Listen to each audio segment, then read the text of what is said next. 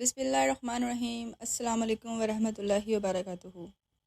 आज की वीडियो में हम एक ऐसे सवाल के बारे में बात करेंगे जो एक नन्हे हिंदू बच्चे ने डॉक्टर जाकिर नाइक से किया और इसका जवाब इतना प्यारा, इतना इल्म से भरपूर और दिल को छू जाने वाला था कि हर सुनने वाले को सोचने पर मजबूर कर दिया। सवाल था कि मुसलमान जानवरों को क्यों ज़िबा करते हैं, गोश्त क्यों खाते हैं। हिंदू धर्म में तो ये सब मना है, सख्ती से मना है। डॉक्टर साहब ने ना सिर्फ बड़े अदब से जवाब दिया बल्कि दलीलों से समझाया भी कि गोश्त खाना ना सिर्फ इस्लाम में जायज़ है बल्कि हिंदू धर्म की असल किताबों में, जो पहले किताबें लिखी गई, उनमें भी जायज़ किया गया है। आए सुने इस मासूम बच्चे का सवाल और इस सवाल के बदले में डॉक्टर साहब का पुरखलूस जवाब सिर्फ, और एंड पे हम देंगे अपनी राय भी। मेरा नाम प्रसाद वेरनेकर है। नमस्कार नाइक साहब। मेरा सवाल यह है कि कौन सा धर्म, किताब या जाति ये इजाज़त देती है कि मासूम जानवरों का कत्ल किया जाए, I mean to fulfil his hunger और टेस्ट। Like in case of Muslim, you celebrate Bakri Eid, which favors killing of goats, I mean, as a means of festival. I mean, hearing to your comments on Islamism and other religions, what I understand is your religion favors this festival in a more spirited manner, because Hinduism doesn't do so. They don't believe in killing goats, but accept that there are non-vegetarians who prefer eating chicken and goat and others. But does Islam favor this thing? भाई साहब का बहुत अच्छा सवाल है। भाई साहब ने पूछा है पहले कि कौन सा मजहब है जो मासूम जानवरों को कत्ल करने की इजाज़त देता है। फिर उसने कहा कि इस्लाम में आप जानवर का कत्ल करते हैं, आप नॉनवेज खाते हैं, हिंदू धर्म में इसकी मुमानियत है। आपका सवाल है कौन सा मज़हब। पहले मैं इस्लाम का जिक्र करूँगा, बाद में इंशाअल्लाह दिगर मज़हब का भी जिक्र करूँगा। जहाँ तक कि इस्लाम का सवाल है, एक मुसलमान बहुत अच्छा मुसलमान रह सकता है प्योर वेजिटेरियन बन के भी। इस्लाम में ज़रूरी नहीं है कि आपको नॉनवेज खाना चाहिए, फ़र्ज नहीं है। और आप जानते हैं कि ये हमारा दूसरा कॉन्फ्रेंस है इस बड़े मैदान में, सुमैया ग्राउंड में। लास्ट ईयर ये सुमैया ट्रस्ट है, माशाल्लाह बहुत अच्छे लोग हैं। एक हफ्ता पहले कॉन्फ्रेंस के पहले कहा कि हम नॉनवेज में नहीं मानते, आप नॉनवेज इस मैदान पे सर्व नहीं कर सकते। हमने कहा कि हम 9 महीने पहले बुक कर चुके हैं, एक हफ्ते पहले आप बोलते ऑलरेडी स्टॉल दे चुके, ये नामुमकिन है। तो उनने अल्हम्दुलिल्लाह सुम्मा अल्हम्दुलिल्लाह हमारी बात रखी और लास्ट ईयर हमें नॉनवेज खाने की इजाज़त दी। इस साल जब हमने बुकिंग की, पहले शर्त लगाई कि इस मैदान में नॉनवेज सर्व नहीं होगा। हमने कहा ये आपका ख्याल है, हम आपके ख्याल की इज्जत करते हैं, क्योंकि इस्लाम में नॉनवेज खाना फ़र्ज नहीं है। इसीलिए आप देखेंगे फूड कोर्ट में भी नॉनवेज सर्व नहीं कर रहे। हमारे जो मुकर्रिरीन हैं, इस्लाम के विद्वान हैं, उनको भी हमने कहा, हमने माजरत चाही कि इस ग्राउंड पे हम आपको नॉनवेज नहीं सर्व करेंगे, क्योंकि ये मुसलमान की ज़बान है। हम जब ज़बान देते हैं उसका पालन करते हैं। आपका सवाल, जैसे मैंने कहा कि मुसलमान को नॉनवेज खाना फ़र्ज नहीं है, लेकिन क्योंकि अल्लाह सुब्हाना व तआला ने हमें इजाज़त दी है।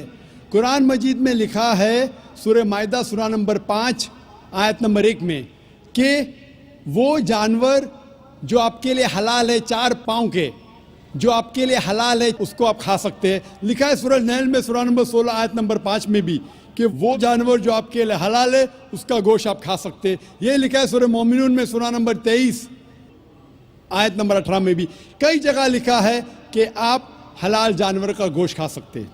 जब कुरान मजीद में हमारे खालिक, हमारा रब, हमारा अल्लाह सुब्हाना व तआला परमिशन देता है तो हम क्यों ना खाएं। आज की साइंस ये कहती है कि वेजिटेबल्स में टोटल प्रोटीन नहीं है। हमारा जो जिस्म है, इंसानी जिस्म, इसके अंदर 8 अमाइनो एसिड्स नहीं बनते। 8 अमाइनो एसिड्स बाहर के फूड, बाहर के खाने में आना ज़रूरी है।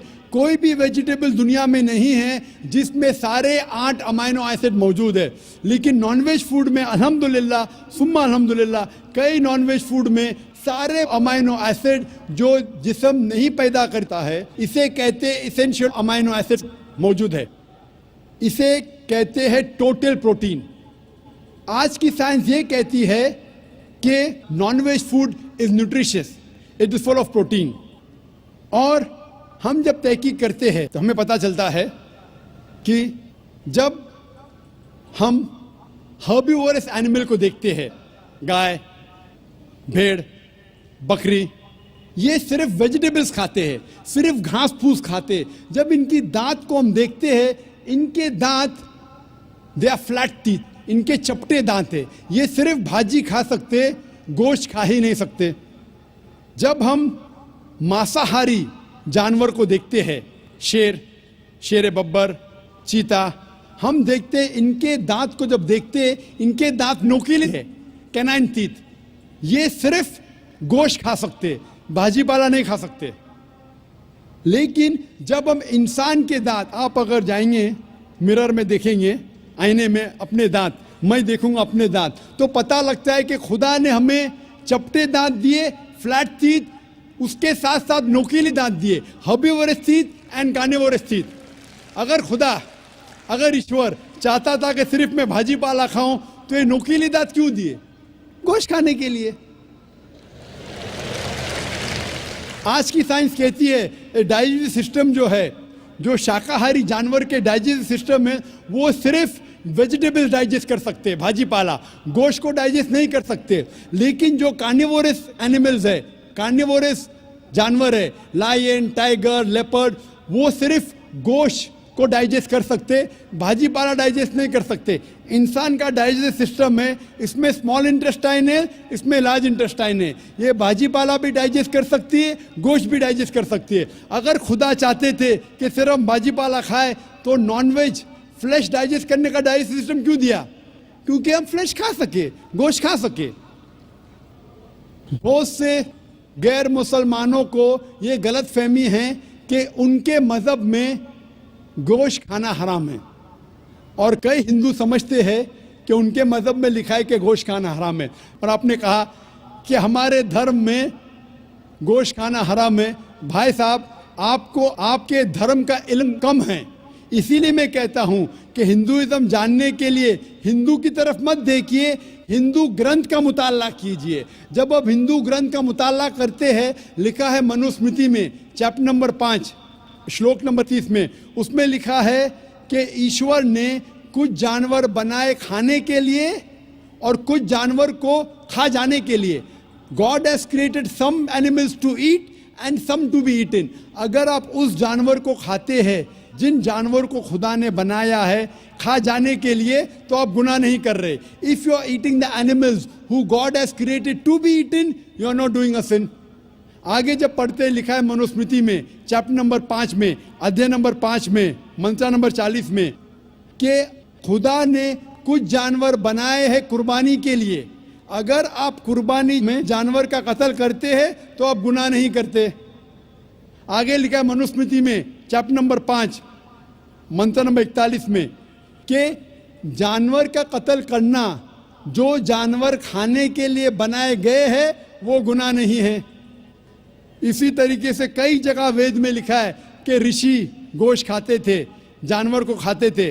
वक्त नहीं है डिटेल में बात करने का, लेकिन अगर आप महाभारत पढ़ेंगे अनुशासन पर्व चैप्टर नंबर 88, इसके अंदर युधिष्ठिर जो पांडव का एक भाई था, वो पूछता है भीष्म से कि हम यज्ञ में, पूजा में क्या खाना दे भगवान को, ईश्वर को, ताकि हमारे पुरखों को संतुष्ट मिले। तो भीष्म कहता है युधिष्ठिर से कि आप यज्ञ में अगर भाजी पाला देंगे तो हमारे बाप दादा 1 महीने के लिए खुश रहेंगे। अगर आप मच्छी देंगे 2 महीने के लिए, अगर आप खरगोश देंगे 3 महीने के लिए, अगर गोश्त देंगे तो 4 महीने के लिए, अगर आप बेकन देंगे तो 5 महीने के लिए, अगर परिंदे का गोश्त देंगे तो 6 महीने के लिए, अगर हिरन का गोश्त देंगे तो 7 महीने के लिए। पूरा मेन्यू है माशाअल्लाह, बड़ा मेन्यू है। उसके आगे लिखा है अगर आप गाय देंगे तो पूरे 1 साल के लिए हमारे बाप दादा संतुष्ट रहेंगे, और अगर गेंडा राइनोसरस देंगे तो 20 साल के लिए हमारे बाप दादा खुश रहेंगे। पूरा मेन्यू है। क्या चाहते हैं बोलो? मच्छी, खरगोश, क्या चाहते हैं बोलो?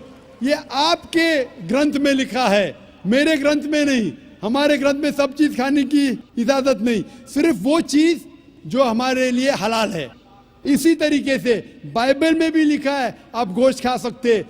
अक्सर धर्म की किताबों में लिखा है कि आप गोश्त खा सकते हैं।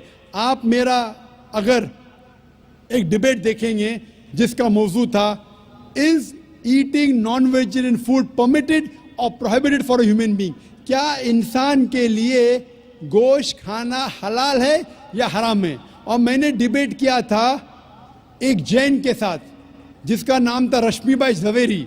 वो इंडियन वेजिटेरियन कांग्रेस का सदर था, प्रेसिडेंट था।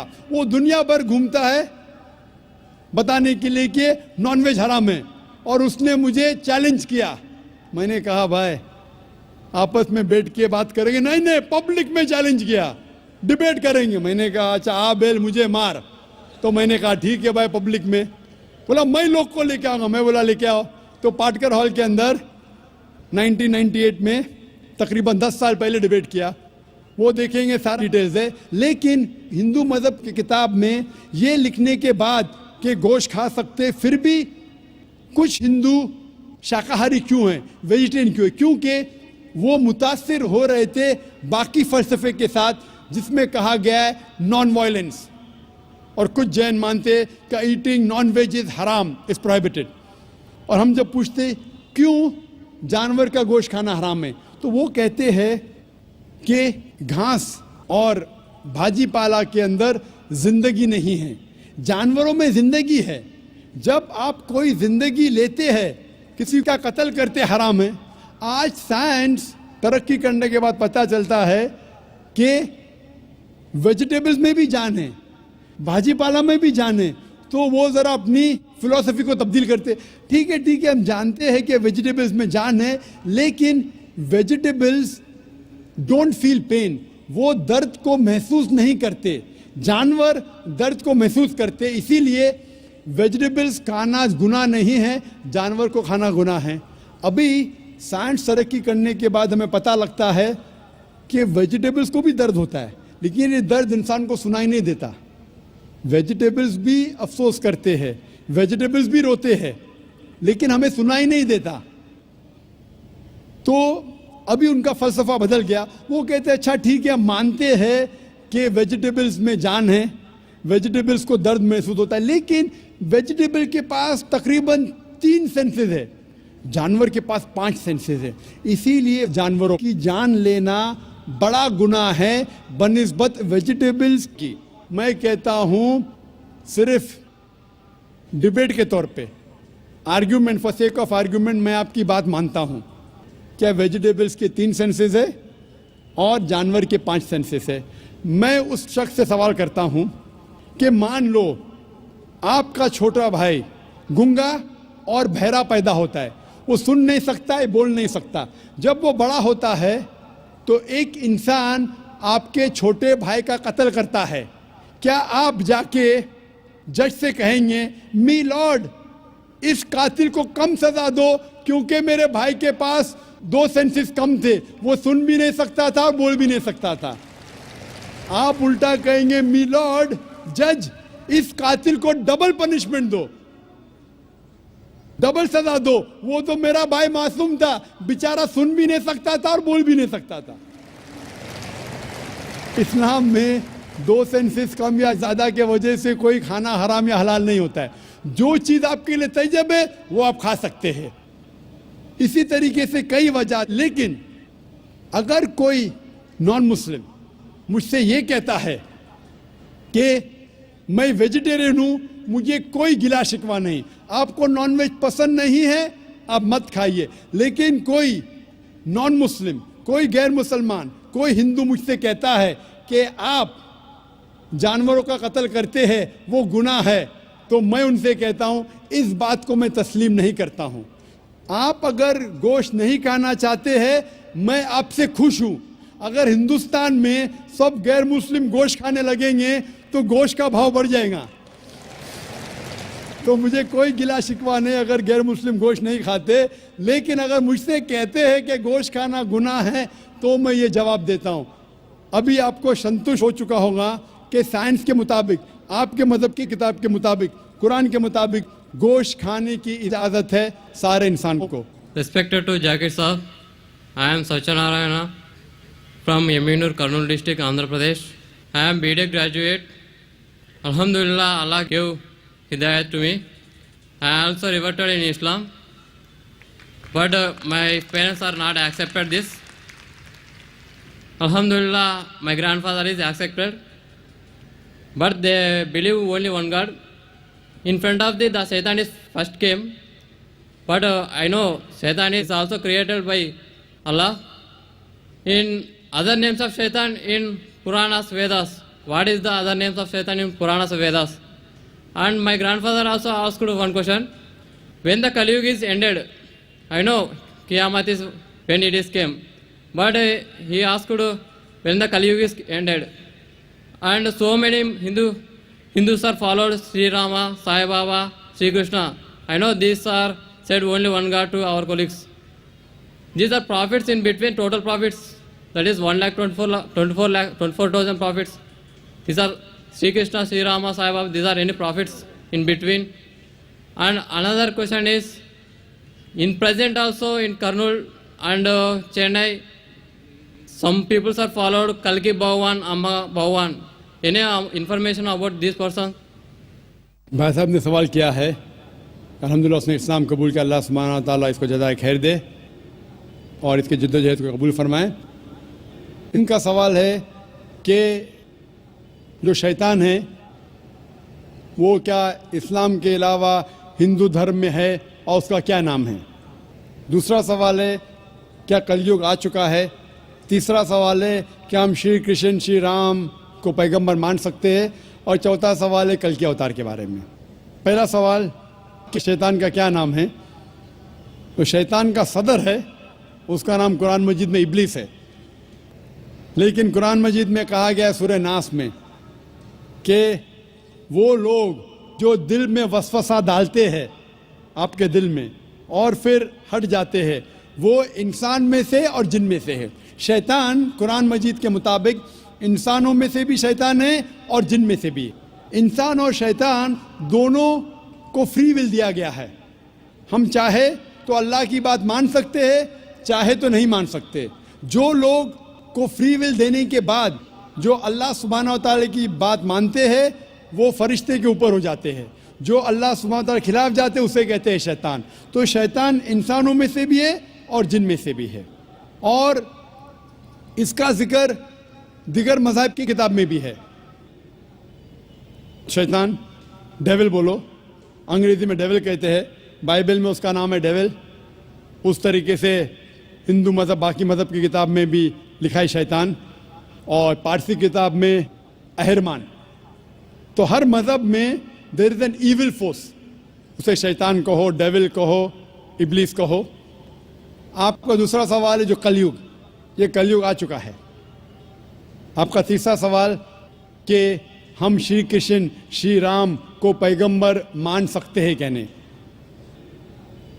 मोहम्मद सल्लल्लाहु अलैहि वसल्लम फरमाते हैं, सही हदीस है मिशकात अल मसाबी की जिल्द नंबर 3 में, हदीस नंबर 5373 में, जिसका जिक्र आता है अहमद इब्न हंबल में जिल्द नंबर 5 में, सफ़ा नंबर 265 और 266 में।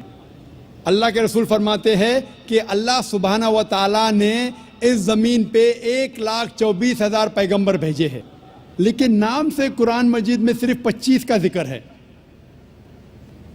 आदम अलैहिस्सलाम, नूह अलैहिस्सलाम, इब्राहिम अलैहिस्सलाम, मूसा अलैहिस्सलाम, ईसा अलैहिस्सलाम, मोहम्मद सल्लल्लाहु अलैहि वसल्लम, नाम से 25। लेकिन कुरान मजीद में लिखा है सूरह फातिर में सूरह नंबर 35 आयत नंबर 24 में, व इम मिन उम्मतिन इल्ला खला फ़ीहा नज़ीर, नहीं है कोई उम्मत जिसमें अल्लाह सुब्हानहू व तआला ने खबरदार करने वाला नहीं भेजा। अल्लाह ताला फरमाते सूरह रौद में सूरा नंबर 13 आयत नंबर 7 में, वलिकुल्ली कौमिन हाद, और हर कौम में हमने हिदायत देने वाला भेजा। नाम से सिर्फ 25 का जिक्र है। अल्लाह के रसूल फरमाते 1,24,000 पैगंबर है। आप मुझसे पूछते हैं, हो सकता है कि श्री कृष्ण पैगंबर थे? क्या हो सकता है कि श्री राम पैगंबर थे? क्योंकि कुरान मजीद में श्री कृष्ण या श्री राम का जिक्र नहीं आता है, नहीं कोई सही हदीस में आता है। इसीलिए मैं ये नहीं कह सकता हूँ कि ये पैगंबर थे। मैं ये कह सकता हूँ कि हो सकता है, मे भी हो सकता है वो पैगंबर थे या हो सकता है वो पैगंबर नहीं थे, लेकिन ये नहीं कह सकता कि वो 100% पैगंबर थे। कुछ लोग कहते हैं राम अलैहिस्सलाम, ये गलत है, ये कहना गलत है। तो श्री कृष्ण श्री राम हो सकता है पैगंबर थे, हो सकता है नहीं थे, लेकिन अगर वो पैगंबर थे, जितने भी पैगंबर मोहम्मद सल्लल्लाहु अलैहि वसल्लम के पहले आए वो सिर्फ अपने लोगों के लिए भेजे गए थे, अपनी कौम के लिए, और उनका पैगाम महदूद था एक वक्त के लिए। इसीलिए आज आप चाहे इंडिया में जी रहे हैं या अमेरिका में या यूके में या सऊदी अरेबिया में, आज आखिरी पैगंबर जो कुरान में लिखा है सूरह अंबिया में सूरा नंबर 21 आयत नंबर 107 में, वमा अरसलना का इल्ला रहमतुल आलमीन, हमने मोहम्मद सल्लल्लाहु अलैहि वसल्लम को नहीं भेजा लेकिन सिर्फ रहमत बना के सारे आलमीन के लिए, सारे इंसानियत के लिए, सारे जहां के लिए। क्योंकि मोहम्मद सल्लल्लाहु अलैहि वसल्लम आखिरी पैगंबर थे, वो सिर्फ मुसलमान या अरबों के लिए नहीं भेजे गए थे, वो सारी इंसानियत के लिए भेजे गए थे। तो आज चाहे आप हिंदुस्तान में रह रहे हैं या यूएसए में या यूके में या सिंगापुर में या सऊदी में, आपको मानना चाहिए आखिरी पैगंबर मोहम्मद सल्लल्लाहु अलैहि वसल्लम में। और ये लिखा है हिंदू मज़हब की किताब में भी। जिस तरीके से आपने कहा कल के अवतार के बारे में, इसके ऊपर तकरीर दी थी मैंने लास्ट सैटरडे, एक हफ्ता पहले 15 तारीख को इसी स्टेज पे एक हफ्ते पहले मैं तकरीर किया था। मोहम्मद सल्लल्लाहु अलैहि वसल्लम का जिक्र मुख्तलिफ मजहबी किताबों में, और उसमें मैंने कल के अवतार का भी जिक्र किया था। लिखा है कल की पुराना में चैप्टर नंबर 2 में वर्ष नंबर 4, 5, 7, 11 और 15 में कि कल की अवतार आएंगे, ये भविष्यवाणी है। उसके वालिद का नाम है विष्णु यास, तर्जुमा करते हो जाता है अल्लाह का बंदा अब्दुल्ला। उसके वालदा का नाम है सुमति, तर्जुमा होता है अमन रखने वाली औरत, जिसका तर्जुमा होता है आमिना। कहा गया है कि वो पैदा होंगे संभाला में, अमन की जगह, तर्जुमा है मक्का। वो पैदा होंगे उस संभाला देश के सदर के घर में। हम जानते हैं मोहम्मद सल्लल्लाहु अलैहि वसल्लम कुरैश खानदान में पैदा हुए। इस तरीके से डिटेल में मैंने जिक्र किया था एक हफ्ते पहले कल के अवतार। ये कल की अवतार है आखिरी पैगंबर मोहम्मद सल्लल्लाहु अलैहि वसल्लम। आप ये बात अपने वालिद से कह सकते, और इंशाअल्लाह हम दुआ करेंगे कि आपके वालिद को भी हिदायत मिले। सुबहान अल्लाह। दोस्तों, डॉक्टर साहब ने जो बात कही वो ना सिर्फ एक मजहबी लीडर के तौर पर बल्कि उन्होंने एक इल्म वाले इंसान के तौर पर कही। एक छोटा बच्चा सवाल कर रहा है मासूमियत से, नरमी से, तो डॉक्टर साहब ने भी उसी नरमी से जवाब दिया, बगैर किसी की दिल आज़ारी किए, सिर्फ अक्ल और इल्म की रोशनी में। इन्होंने सबसे पहले ये बताया कि इस्लाम में गोश्त खाना ना कोई जुल्म है, ना कोई बेरहमी, बल्कि अल्लाह का एक हुक्म है, और अल्लाह का हुक्म माना इंसान की फितरत के मुताबिक है। अगर अल्लाह ने गोश्त खाने को हलाल किया तो इसमें ज़रूर हिकमत है और हमारी जिस्मानी ज़रूरत भी है। फिर जो बात इन्होंने हिंदू मज़हब की किताबों से की वो बहुत अहम थी। इन्होंने कहा कि वेदनाथ और दिगर बहुत सी हिंदी किताबें हैं जो हिंदू मज़हब के मुताबिक हैं। इसमें कई जगह पे गोश्त खाने की इजाज़त दी गई है, कई जगह पे गाय का जिक्र भी आया है, जहाँ कहा गया है कि गाय का गोश्त पेश करो, इसमें बरकत है और इसमें खुशहाली है। अब अफसोस की बात यह है कि आज के दौर में बहुत सी किताबें बदल गई हैं, लोगों को असल तालीमात से दूर कर दिया गया है और वो सिर्फ सुनी सुनाई बातों पर अमल कर रहे हैं। इस मासूम बच्चे को भी यही सिखाया गया कि गोश्त खाना गलत है, जुल्म है, ज़्यादती है, इसलिए इसने वही सवाल किया। लेकिन डॉक्टर साहब ने इस सवाल का जो जवाब दिया वो उस बच्चे की सोच बदल गई, यानी कि इसकी दिल आज़ारी भी नहीं हुई, लेकिन तमाम बातें इस तरह की गई इल्म की रोशनी में कि बच्चे को समझ आ गई और पता चल गया कि गोश्त किस कदर ज़रूरी है और ना हिंदुओं में और ना कहीं और मना नहीं है। एक और ज़बरदस्त नुक्ता जो कि उन्होंने उठाया वो था कि इंसान के दांतों का स्ट्रक्चर। अगर हम सिर्फ सब्ज़ी खाने के लिए होते हैं तो हमारे दांत तो उन जानवरों की तरह होते हैं जो सिर्फ सब्ज़ी खाते हैं, फिर चिपटे होते हैं, या फिर अगर हम सिर्फ गोश्तखोर होते हैं, सिर्फ गोश्त ही खाते हैं मुसलमान, तो हमारे दांत जो है बहुत नुकीले होते हैं, यानी कि शेर की तरह या बाकी गोश्तखोर जानवरों की तरह होते हैं। लेकिन अल्लाह पाक की हिकमत है और कुदरत है कि हमारे दांत दोनों तरह के हैं, यानी कि चिपटे भी हैं और नुकीले भी हैं। इसका मतलब है कि हम सिर्फ सब्ज़ी खाने के लिए नहीं बनाए गए, हमारे दांत नुकीले होने की वजह से हम गोश्त भी खा सकते हैं, यानी कि इसको काट सकते हैं, चबा सकते हैं। दांत सब्ज़ी और गोश्त दोनों खाने के लिए बनाए गए हैं। तो ये अल्लाह ताला की हिकमत की निशानी है कि इंसान को दोनों चीज़ें खाने की इजाज़त दी गई है। फिर बात करते हैं साइंस की। साइंस की बात करें तो साइंस आज ये मानती है कि इंसान को ऐसे प्रोटीन यानी कि ग़िज़ाई अज्जा की ज़रूरत है जो सिर्फ सब्जियों से पूरे नहीं हो सकते, वो गोश्त में मौजूद है, और उसको हमें उन प्रोटीन्स को, इन ग़िज़ाई अज्जा को पूरा करने के लिए हमें गोश्त खाना है। जैसे कि प्रोटीन, आयरन, विटामिन बी जो है वो हमें गोश्त से मिलता है। दोस्तों, हमें ये समझना चाहिए कि इस्लाम कोई सख्त मज़हब नहीं है। इस्लाम फ़ितरत के मुताबिक है। जो चीज़ इंसान के लिए फ़ायदा मंद हो इस्लाम में हलाल है, और गोश्त खाना कोई जुल्म नहीं है। ये हमारी फ़ितरत है, हमारे जिस्म की ज़रूरत है। इस्लाम हमें ये भी सिखाता है कि जब कोई जानवर ज़िबा करो तो नरमी से करो, तकलीफ़ ना दो, इसके साथ रहम का सलूक करो, इससे जो है वो बड़े आराम से पेश आओ, इसके साथ जुल्म और ज़्यादती है जबर ना करो। जानवर ज़िबा करो तो उसे किसी तरह की कोई तकलीफ़ ना दो। तो दोस्तों, इस वीडियो का पैगाम बहुत वाज़ेह है, बहुत ज़्यादा वाज़ेह है कि चीज़ के बारे में राय देने से पहले इसकी असल तालीमात होना ज़रूरी है। लेकिन आज के दौर में हमारे बच्चों को, चाहे वो मज़हब मतलब कि इस्लाम से ताल्लुक़ रखते हैं या मज़हब हिंदू से ताल्लुक़ रखते हैं, उन बच्चों को सिर्फ वही पता है जो हमने सिखाया है, जो हमने बताया है। हिंदू हिंदू मज़हब में लोगों के जो बच्चे हैं वो यही समझते हैं कि उन्हें बचपन में जिस चीज़ के बारे में फ़ीड किया गया है, जिस बारे बताया गया वही सच है। और हमारे मुसलमान बच्चे भी ये समझते हैं कि बचपन में जिस चीज़ के बारे में फ़ीड कर दिया गया है वही सच है। लेकिन आज के जदीद दौर में हमें अपने बच्चों में ये शऊर पैदा करना चाहिए कि वो चीज़ों पे सवाल करने से पहले चीज़ों के बारे में समझने, तालीमात हासिल करें, उस पर सर्च करें, उससे इन्फॉर्मेशन लें। किसी भी चीज़ पे अंधा ट्रस्ट ना कर लें, आंखें ना बंद कर लें कि बड़ों ने कह दिया, बुज़ुर्गों ने कह दिया तो इट्स ओके। नहीं, हमें चीज़ के ऊपर मुकम्मल तहकीक करनी चाहिए। हमें देखना चाहिए क्या ये वाक़ई सही है, क्या ये वाक़ई सच है, क्या ये वाक़ई हलाल है, वाक़ई हराम है, इस ये हमें खाना चाहिए, नहीं खाना चाहिए, हमें करना चाहिए या नहीं करना चाहिए। तो आज इतना जदीद दौर है, हमें इस चीज़ से फ़ायदा उठाना चाहिए, हमें चीज़ों को समझना चाहिए, फिर तहकीक करना चाहिए, फिर इस पर अमल करना चाहिए। अगर आपका वीडियो के बारे में कोई भी सवाल हो, कोई भी कमेंट हो, कोई भी बात पूछनी हो तो कमेंट लाजमी करें, अपनी राय का ज़रूर इजहार करें। मेरी बात के बारे में कुछ पूछना हो या डॉक्टर जाकिर नाइक के सवाल में कोई भी बात करनी हो तो कमेंट में लाजमी बताएं।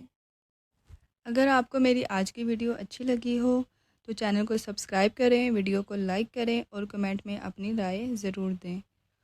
बेल आइकॉन का बटन दबाना मत भूलें ताकि हर आने वाली नई वीडियो को नोटिफिकेशन सबसे पहले आपको मिले। शुक्रिया।